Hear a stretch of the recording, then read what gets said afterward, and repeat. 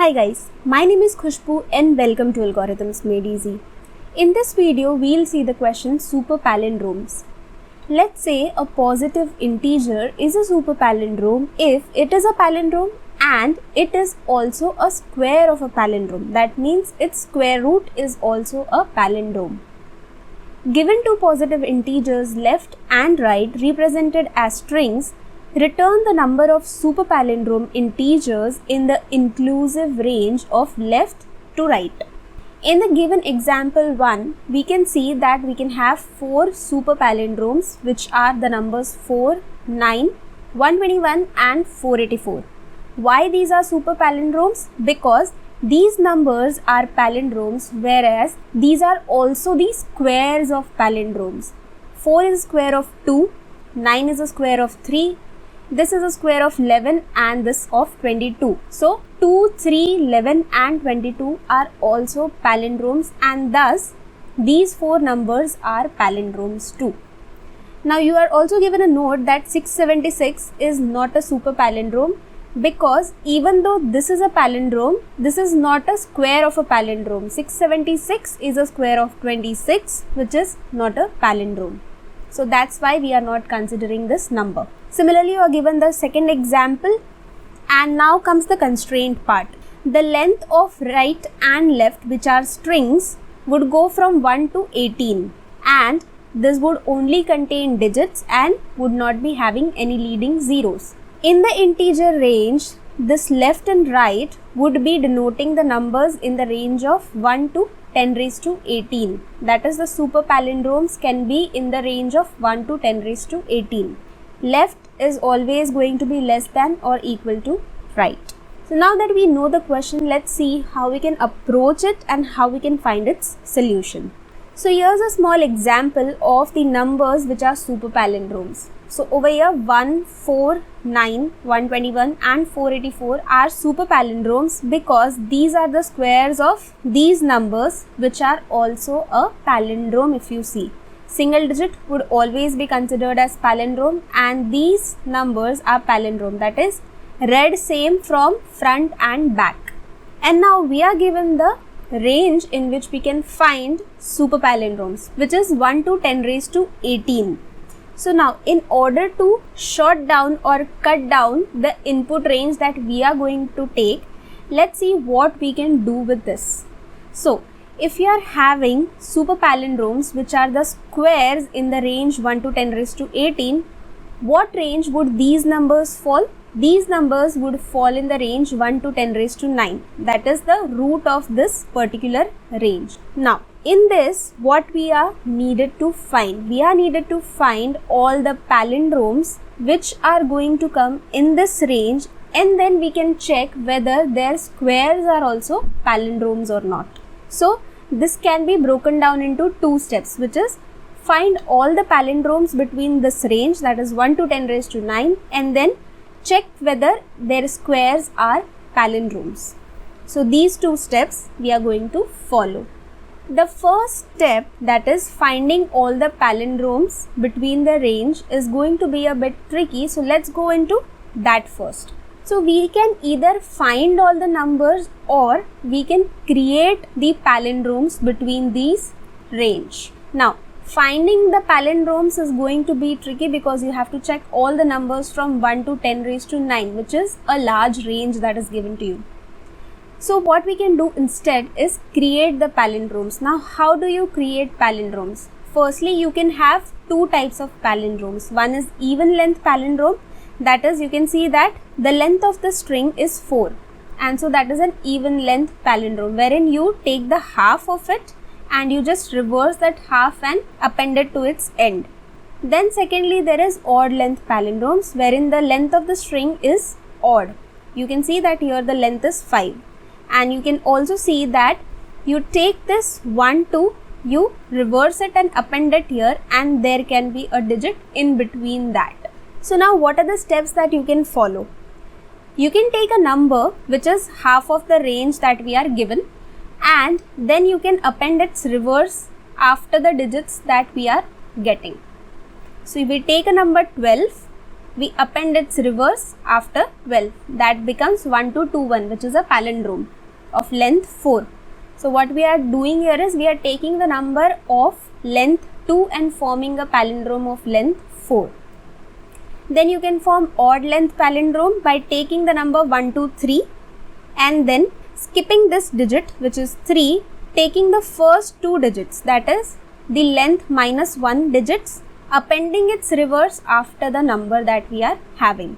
So you take the number 123 but reverse only the number 12 and then append it to its end, which gives you 1, 2, 3, 2, 1, which is a palindrome.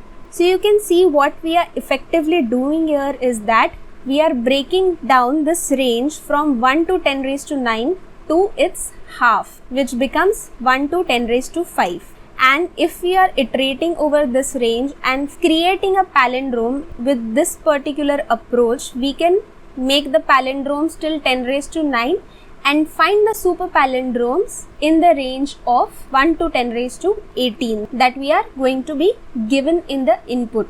Now that we know that how we are going to create the palindromes, let's see what is going to be the second step. The second step is checking if the squares of these numbers that we are getting in the first step are also palindromes. So a number n is a palindrome if n is equal to the reverse of it, that is reverse of n. So that's a simple thing. So this is one of the things that we are going to write to check whether a number is palindrome, and we are going to write a logic to create the palindromes in the range 1 to 10 raised to 5. So these are the only 2 steps we will be following in this question. So let's go ahead and code it out.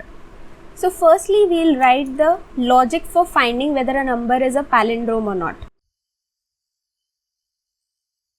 And we are going to take a long because this string is going to be in the range 1 to 10 raised to 18, and that would be out of the range of integers. So over here we are just going to return if n is equal to reverse of n, and we will write a reverse function too. Now in this reverse function what we are going to do is we are going to have reverse, and that would be 0 in the start, and while this number is greater than 0 I am going to take the last digit and start making the new reverse number. So my reverse becomes reverse multiplied by 10 plus number mod 10, and my number becomes number divided by 10. Finally I can return the reverse. So this would give me the reverse of the number n, and this would tell that whether my number was a palindrome or not. Now we come to this main function, and let's convert our string to long. So this is left, and similarly I'll take right. So now I have the values for left and right, and I need a count which would be my result. So that is going to be initially 0.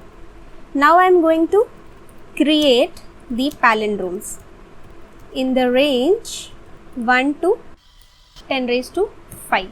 So firstly we will create even palindromes, and then we will copy its logic to create odd palindromes. So let's write the loop. So we will be starting from I equal to 1 till I is less than 10 raised to 5, and I will be doing I plus plus. So for the number that I am getting over here, I want to append the reverse of that number after the number itself. So let's take that in a string builder, and we'll convert this number I to string. So this would give me the string representation of the number. What I need to do now is append the reverse of this to the string builder again. I'll again take a for loop, and I'll start from the end of the string builder. And in this I am going to append each and every character to this string builder. So this is going to give me my number. So over here I am already having my palindrome in SB. So what I am going to do over here is convert it to long. Now that we have the palindrome number with us, we need to find its square, that is multiply the number with itself and then see whether this particular square is a super palindrome or not.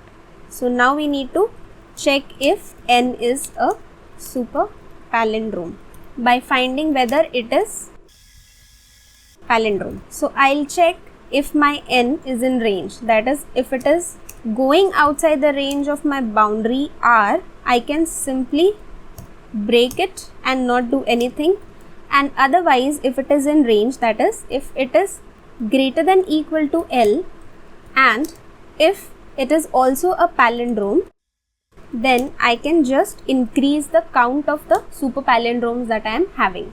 So this was for even numbers because we are taking everything in SB and reversing it and appending it after the string builder. We'll take the same thing for odd itself, but instead of going till the end, we are going to go one step before the end. So we'll be taking SB.length minus 2 instead of taking SB.length minus 1. So this would give us the count, and finally I can just return the count that I am having. So that's all about this question, and let's see whether it runs perfectly or not. This is going to be a palindrome.